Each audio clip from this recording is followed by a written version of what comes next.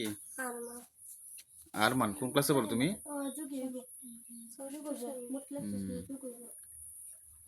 তুমি ষষ্ঠ শ্রেণী, মানে কি সিক্স সিক্স বানান করতে পারবা?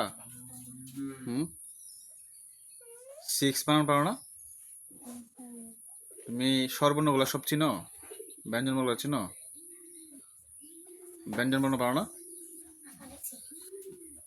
আচ্ছা, তুমি ক্লাস 5 কিভাবে পাস করছো? দেখে দেখে অটো পাস ছিল। অটো পাসে প্রভাবিত আজকে এই অবস্থা। পড়াশোনা যে করতে হবে জানো, শুধু পাস করে গেলে কিন্তু লাভ নাই, পড়াশোনাটা ভালোভাবে করতে হবে। এই যে অটো পাস তোমার জীবনটাকে ধ্বংস করে দিল, দিল না? তোমার পড়াশোনাটা তো পিছায় গেল। তুমি তো সিক্সে পড়ো, কিন্তু সিক্সের কিছুই জানো না। এখনো ক্লাস 5-এর বই পড়তেছো, এখনো ক্লাস 5-এর বই পড়তে পারো না, বলতে পারো না। নিয়মিত কি করতে হবে? পড়াশোনা করতে হবে। একটা ছড়া শোনো, তোমাদেরকে একটা কবিতা শোনাও তো। হ্যাঁ, বলতে পারবো না? ক্লাস 6-এর বাচ্চা যদি আতা গাছে কবিতা বলে হবে? আচ্ছা, আতা গাছে কবিতাটাই বলো। আতা গাছের তোতা পাখি ডালিম গাছের মো কত ডাকি তবু কথা কও না কেন বো।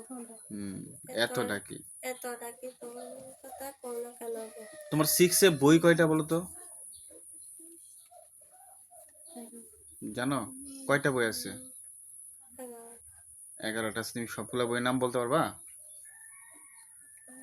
তুমি নামতা কয় বলতে পারো? তুমি 3-এর নামতা বলো তো। 3-এর নামতা বলো, বলতে পারবা? তুমি ক্লাস 6-এ পড়ো, যদি 3-এর নামতা বলতে না পারো, এটা তো তুমি নিজেকেই ঠকাইলা। এবং তুমি এটার জন্য কি হবা, অনেক বেশি পিছিয়ে পড়বা। তোমার পড়াশোনাটা করেও না করার মতো হইলো, তোমার তো মেধা শূন্য হয়ে গেল। তো 6-এ উঠলে হবে না, 6-এর পড়ার মতো যোগ্যতা থাকতে হবে। এখন থেকে কি করতে হবে প্রতিদিন বলো? পড়াশোনা কয় ঘন্টা করবা? 2 ঘন্টা করলে হবে না। সকালে আমার স্কুলে এসে পড়বা, তারপর স্কুলে যাবা, স্কুল থেকে বিকালে বাসায় ফিরে একটু খেলাধুলো করে সন্ধ্যায় পড়তে আসবা, একবারে রাত্রে কয়টা পর্যন্ত? 11টা পর্যন্ত।